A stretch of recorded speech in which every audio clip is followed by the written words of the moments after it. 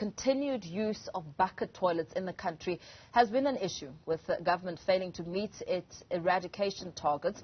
The recent Stats SA report has revealed that the number of households using the bucket toilets has increased. The Eastern Cape's Nelson Mandela Bay led the list of 10 municipalities where bucket toilets are most prevalent. For more on this conversation, I'm joined now by International Coordinator for End Water Poverty, Alana Potter.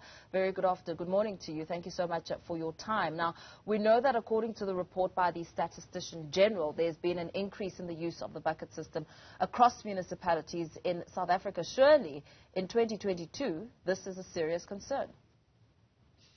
It's a massive concern, and the original eradication targets were set in 2002 with the Strategic Framework for Water Services. It's not super surprising to see a rollback, considering the general state of municipal dysfunction in the country, the kinds of fiscal misallocations, the state of municipal budgets, misallocations of resources, but also, I guess, more recently, the reallocation of municipal resources from routine water and sanitation services to emergency services. So the regional bulk infrastructure grant has been, during COVID, was utilized for the provision of emergency services. But I think it does point to a massive lack of prioritization of this essential service to households. Government has previously set different dates for the eradication of this bucket system over the years. I mean, in 2003, Cabinet approved the strategic framework for the water services aimed at eradicating the system, but they missed that. And other deadlines set have also been missed. Do you think that government has the will to eradicate the system? It's such a great question. I mean, I think sanitation worldwide is something that doesn't receive the kind of prioritization it needs to, and yet it is fundamental to socioeconomic transformation. We're seeing widening inequality gaps, but without safe sanitation, there's all sorts of health costs that are incurred. There's all kinds of socioeconomic roll-ons from that. Girls stop going to school if they aren't gender disaggregated toilets at school. So there's, from a health perspective, from a socioeconomic perspective, from a rights perspective, but just from the perspective of just ordinary human dignity, this is extremely concerning. And the South African government is not alone in its lack of prioritization of this. It's very often seen as something that households can self-provide, that particularly poor or rural households can simply provide their own services.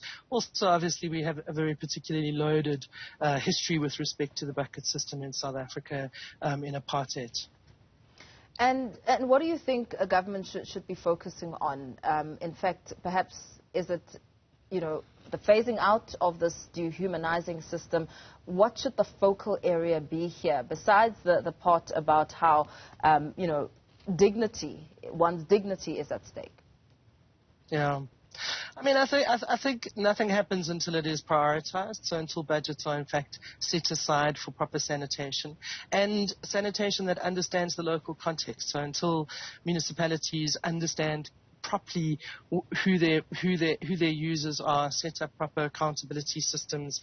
The problem with bucket toilets very often is that they communicate to people your existence here is temporary. So whether it's somebody living in an informal settlement or on wherever it is that they live, the kind of provision of bucket toilets, whether it's container-based solutions, says you don't belong here. And so properly allocating resources to properly servicing people in a way that is dignified and human and humane is essential. It's also essential for dealing with things like we see with communal facilities as well. I think people clearly self-provide sanitation in order to try and protect themselves, so that they're not standing in queues along busy streets or servitudes using chemical latrines, being exposed to gender and other forms of violence and crime.